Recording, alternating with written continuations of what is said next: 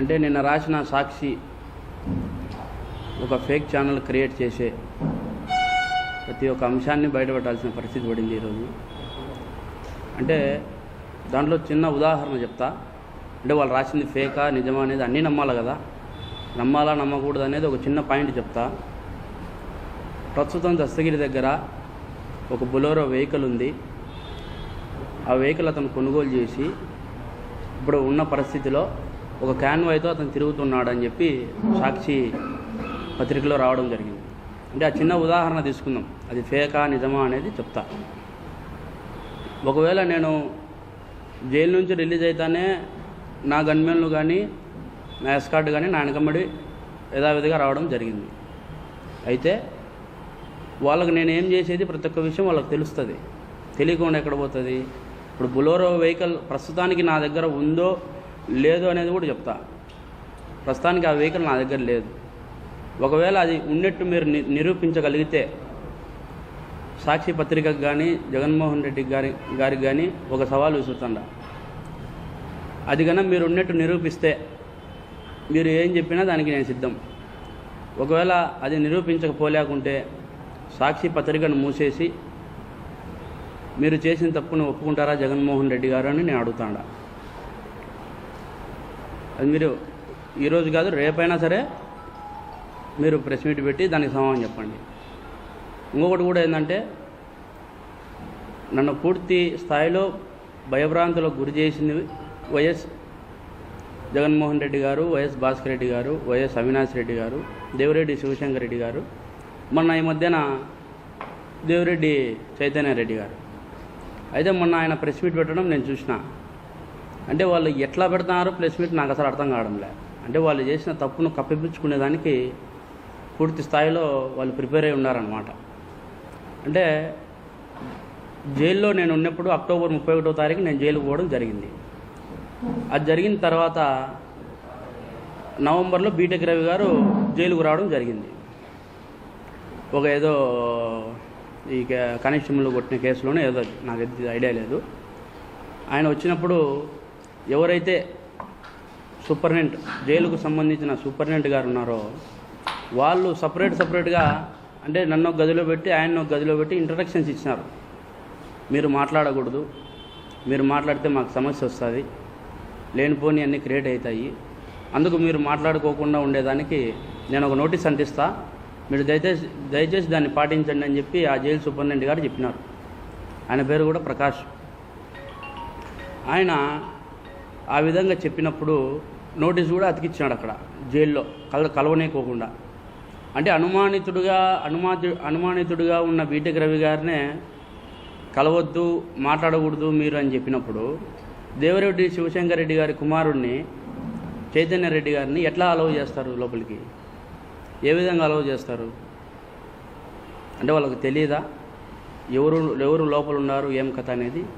ఇంకోటి కూడా, లోపల సీసీ ఫుటేజ్ భద్రతలో పెట్టినామని నిన్న సాక్షి పేపర్లో చూసిన. ఇప్పుడు నేను అడుగుతాండా, నేను అక్టోబర్ 31వ తారీఖు నుంచి నేను రిలీజ్ అయ్యేంత వరకు వాళ్ళు ప్రతి ఒక్క రోజు వీడియో భద్రపరచాలి. అంటే ఫీడ్ చేసుకోవాలి. వాళ్ళు ఎందుకు ఫీడ్ చేయలేదు అనేది నేను డిమాండ్ చేస్తాను. ఇంకొకటి కూడా, అది డిలేట్ అయిపోయి ఉంటుంది, 15 రోజులకు వెళ్ళిపోయి ఉంటుందని వాళ్ళు చెప్తూ ఉంటారు. అంటే మాకు అవగాహన ప్రకారం మేము వైఎస్ వివేకానంద రెడ్డి గారి కేసులో సిబిఐతో మేము ఎదుర్కొనే పరిణామాలు ఏంటంటే, సిబిఐకి కోర్టు ఆమోదించిన తర్వాత సిబిఐకి దర్యాప్తు మారిన తర్వాత 2 సంవత్సరాలు 2.5 సంవత్సరం దాదాపు అప్పటికే గడిచిపోయింది.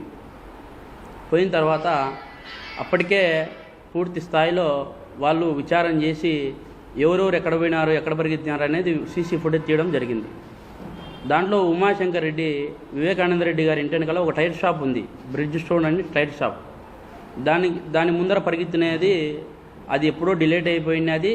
ఆ హార్డ్ డెస్కులు కూడా కనిపించకుండా పోయినాయి. అలాంటివే బయటికి తీసినారు సిబిఐ వాళ్ళు. ఇది బయటకు తీయరు అనేది ఒక లెక్క కాదు. ఇది 100% బయటికి తీస్తారు. బయటికి తీయాలా, తీసి ఇంకా నిజస్వరూపం వీళ్ళది బయట పెట్టాలా. ఈరోజు నేను డిమాండ్ చేస్తూ ఉండా, ఎందుకు మీరు ఫీడ్ చేయలే?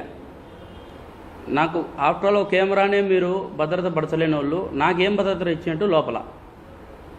ఇంకొకటి కూడా, సెంట్రల్ జైలు అధికారులు ఇతను వచ్చి కలిసి వెళ్ళిన తర్వాత, చైతన్య రెడ్డి నన్ను లోపలికి వచ్చి కలిసి వెళ్ళిన తర్వాత చైతన్య రెడ్డి ఒక మాట అన్నాడు, నీ భార్యకు కూడా 41 నోటీసులు మేము ఇచ్చి పెట్టాము, దాన్ని కూడా మేము లోపలేస్తాము, చూసుకో, నీ కుటుంబాన్ని కాపాడుకుంటావో లేకుంటే మాకు సహకరిస్తావో చూసుకో అని చెప్పి ఒక మాట చెప్పడం జరిగింది.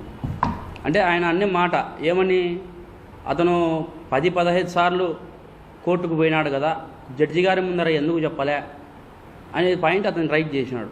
దానికి జవాబు చెప్తా. ఇప్పుడు నేను కోర్టుకు పోతా, జడ్జి గారి ముందర చెప్తా, చెప్పిన తర్వాత ఆ తర్వాత జరిగే పరిణామాలు నేను ఎదుర్కోవాలి కదా. అంటే నేను బయట ఉండి మాట్లాడడం వేరు, నా భార్య ఒక్కతే నా బెయిల్ కోసం తిరిగే పరిస్థితి, ఎవరు కూడా నాకు సపోర్ట్ చేయలే. నా భార్య పస్తులో అస్తులో ఉండి పూర్తి స్థాయిలో తిరిగి అంతా ఇబ్బందులు పడే పరిస్థితి. ఆ పాపకు ఆల్రెడీ 41 నోటీసులు కూడా ఇచ్చి పెట్టినారు. ఎప్పుడెప్పుడు అరెస్ట్ చేయాలా, దస్తగిరిని ఏ దానికి అరెస్ట్ చేయాలా, ఏం కథ అనేది. దానికి 41 నోటీసులు ఎందుకు ఇచ్చి పెట్టినారో కూడా దానికి జవాబు చెప్తా. ఇప్పుడు పులివెందుల్లో వైఎస్ఆర్సీపీ సంబంధించిన వైఎస్ మనోహర్ రెడ్డి, అంటే వైఎస్ భాస్కర్ రెడ్డి తమ్ముడు, వైఎస్ మనోహర్ రెడ్డికి రైట్ హ్యాండ్గా ఉన్న రాజశేఖర రెడ్డి అనే అతను కౌన్సిలర్ నా ఏరియాకు సంబంధించి.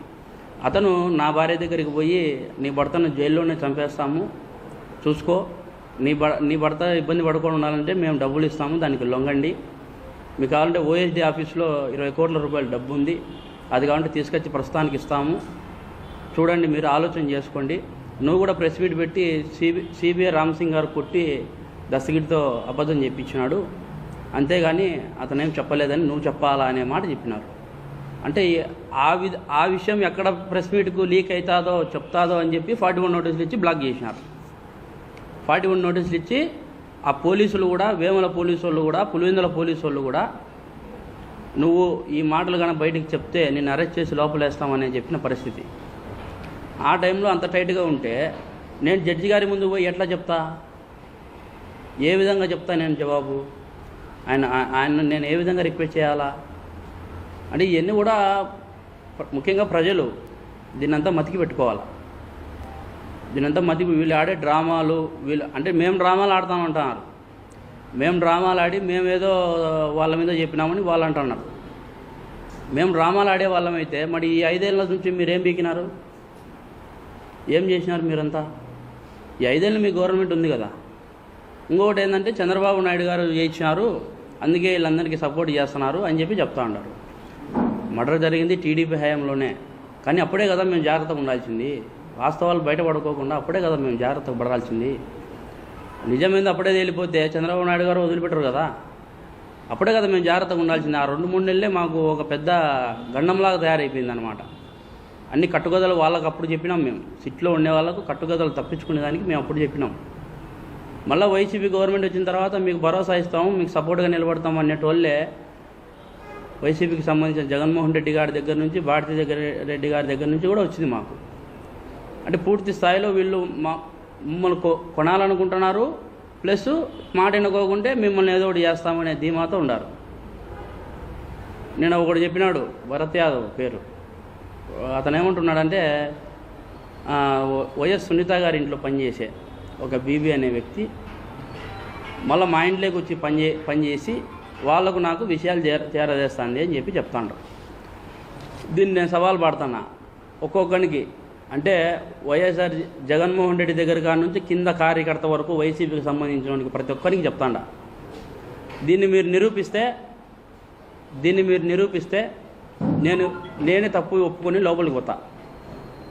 నేను చెప్పింది అబద్ధమనైనా సరే ఒప్పుకుంటా, దీన్ని మీరు నిరూపించగలిగితే. ఒకవేళ నిరూపించపోలేకుంటే మీరు తప్పు ఒప్పుకొని అందరూ జైలుకు పోవాలా.